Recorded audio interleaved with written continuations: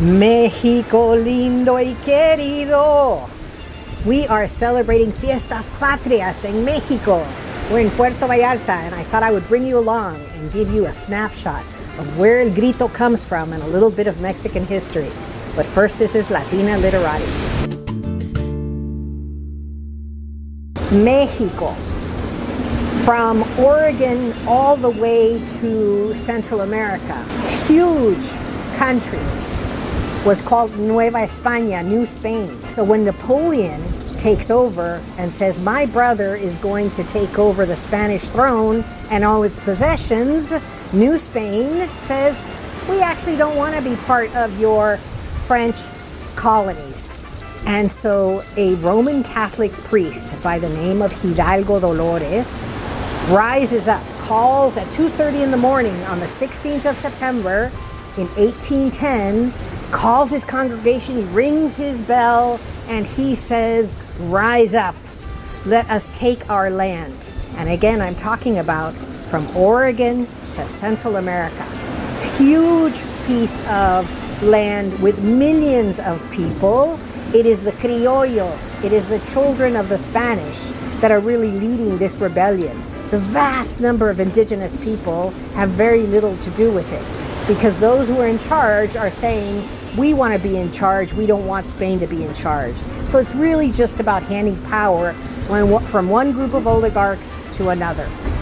But El Grito, the symbolism of what it means to say, we want our liberty, we want our independence, is what is celebrated at midnight every year, the 15th of September.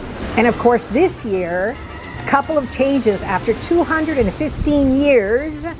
This is the first time that a woman, the President of Mexico, Presidenta Claudia Sheinbaum, is reenacting the Grito from the presidential palace in la Ciudad de Mexico in Mexico City. So not only does she say, long live our heroes, but this year for the first time, she included the heroines. All of the women, the thousands and thousands of women that also fought for Mexico's independence. So you have the first woman president of Mexico saying, que vivan las heroínas, long live our heroines. Not just the men, the women. And of course, the Grito ends with, que viva México, long live Mexico. Not once, not twice, but 3 times.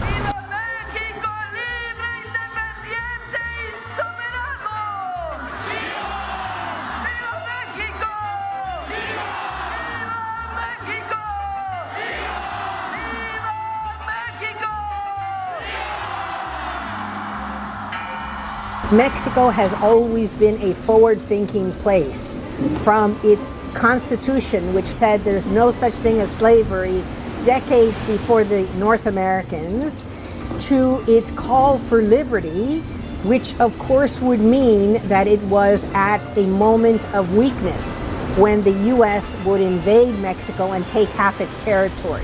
Remember, most of Western, what we call now North America, was part of Mexico at this time. So when the shout, que viva Mexico, again, we're talking about from Oregon to Central America, all part of Mexico, all part of what was once New Spain. And it is this group asking for independence, which decides the name is going to be La República de Estados Mexicanos, the Republic of Mexican States. Mexico has many incredible fiestas, many incredible celebrations. If you've ever been to Dia de los Muertos or the Posadas or La Virgen de Guadalupe, all of those are really wonderful celebrations. But there is no celebration in Mexico like the Grito, the call for independence, the acknowledgement of Mexican nationalism, of Mexican freedom, of the establishment of one of the largest free nations in this hemisphere. And the parties are nonstop.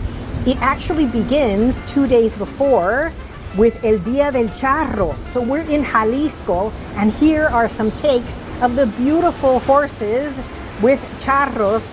And it's much more than Mexican cowboys. These are icons in Jalisco.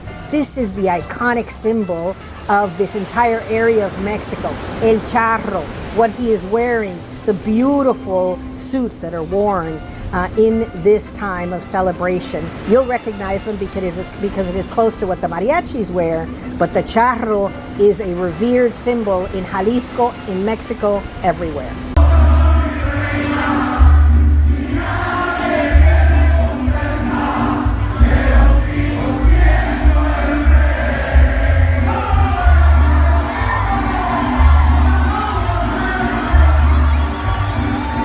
And now for my favorite part of the video, the book recommendations.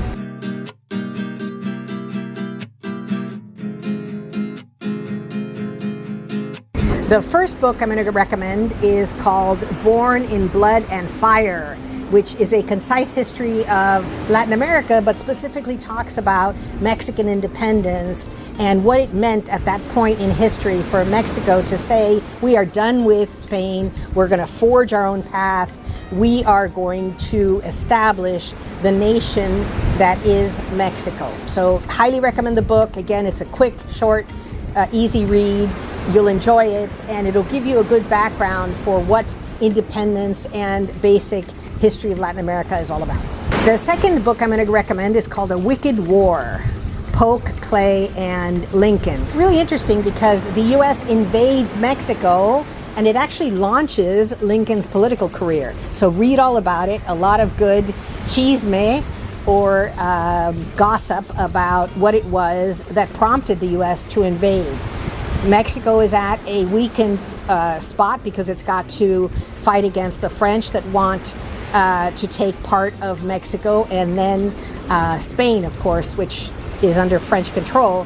So the U.S. uses this weakness to invade Mexico and force it to give up half its territory. And so if you're ever interested, you should look up El Tratado de Guadalupe, the Treaty of Guadalupe, which secures, for example, the cultural and linguistic rights of the people of all of Western United States. And so treaty rights are much higher than national laws.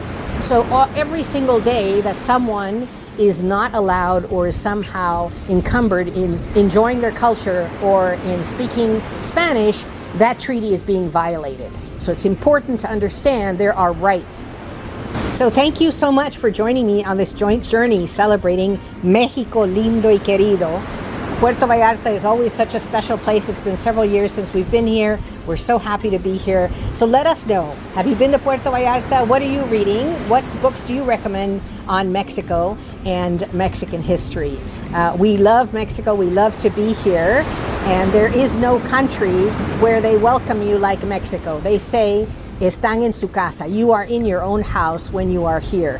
And Mexico has welcomed thousands of people from all over the world and has given them refuge with love and respect and dignity. Much different than other countries. And as Javier Bardem has said, we wear the color of the struggle. So we need, if everyone is not free, if everyone is not safe, then none of us are. And so we need to stand up and we need to say we will not stand with those who are harming others, who are causing genocide. So again, thank you so much for joining me on this joint journey. Let us know what you think. And as always, con mucho cariño, mucho salud, mucho amor. Gracias.